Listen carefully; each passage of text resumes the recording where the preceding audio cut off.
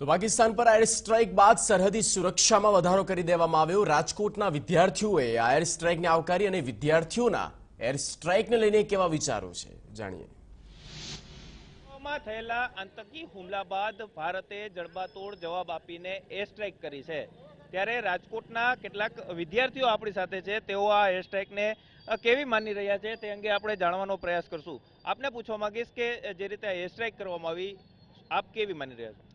આ ખૂબ જ સફળ એર સ્ટ્રાઇક કહેવાય, જે પ્રોપર પ્લાનિંગ સાથે જે આશા હતી બધા ભારતના યુવાધન કે જે નાગરિકોને જે આશા હતી એ પ્રમાણે એર સ્ટ્રાઇક કહી શકાય તે ખૂબ જ સફળ કહેવાય અને આના ઉપર અમે ગર્વ અનુભવી રહ્યા છીએ। આ એર સ્ટ્રાઇક કરવામાં આવી ત્યારબાદ જે ભારતની સરહદો છે ત્યાં પાકિસ્તાન દ્વારા સીઝફાયર કરવામાં આવી રહ્યું છે, આપ શું માની રહ્યા છો?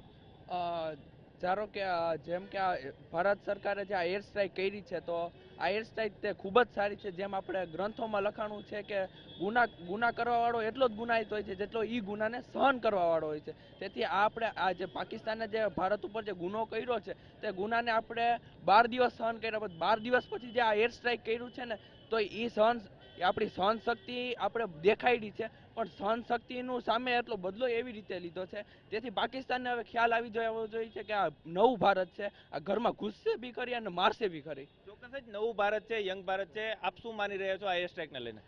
મને ખૂબ જ ગમ્યું કે આ લોકોએ એર સ્ટ્રાઇક કર્યું ને આ લોકોએ સ્પેશિયલ પ્લાન કર્યો હતો કે 13મી જે શહીદ થયા હતા એના 13મીના દિવસે જ આ લોકોએ કર્યું છે।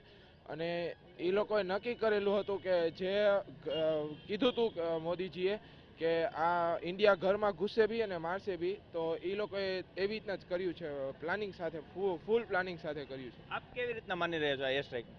એર સ્ટ્રાઇક કરે છે એ સારી વાત છે આપણા દેશ માટે અને બધા પબ્લિક માટે, કેમ કે જેમ પાકિસ્તાને આપણી ઉપર આ રીતના હુમલો કરેલો તે રીતના આપણે પણ કરવો જરૂરી જ છે, તો એટલા માટે સારું છે, ખૂબ સારું છે કે એર સ્ટ્રાઇક કરેલી છે। પાકિસ્તાન અવારનવાર આ પ્રકારના હુમલા કરે છે, હવે સરકારે કયા પ્રકારે જાગૃત થવાની જરૂર છે અને કયા પ્રકારે બદલો લેવાની જરૂર છે?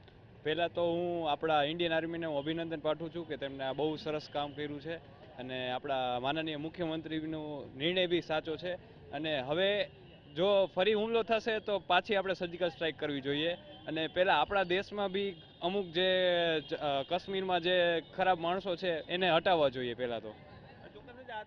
રાજકોટના વિદ્યાર્થીઓ કે જેઓ માની રહ્યા છે કે જે આ પ્રકારે નાપાક હરકતો જો ચાલુ રાખવામાં આવે તો તેને જડબાતોડ જવાબ અવશ્ય આપવો જોઈએ। અને જો સર્જિકલ સ્ટ્રાઇક કરવામાં આવી છે અને જે પ્રકારે આ સર્જિકલ સ્ટ્રાઇક એટલે કે એર સ્ટ્રાઇક કરવામાં આવી છે, તો આ પ્રકારે જ્યારે હુમલાઓ થતા હોય છે ત્યારે અવારનવાર આ પ્રકારે સર્જિકલ સ્ટ્રાઇક કરીને તેમને જડબાતોડ જવાબ આપવો જરૂરી છે।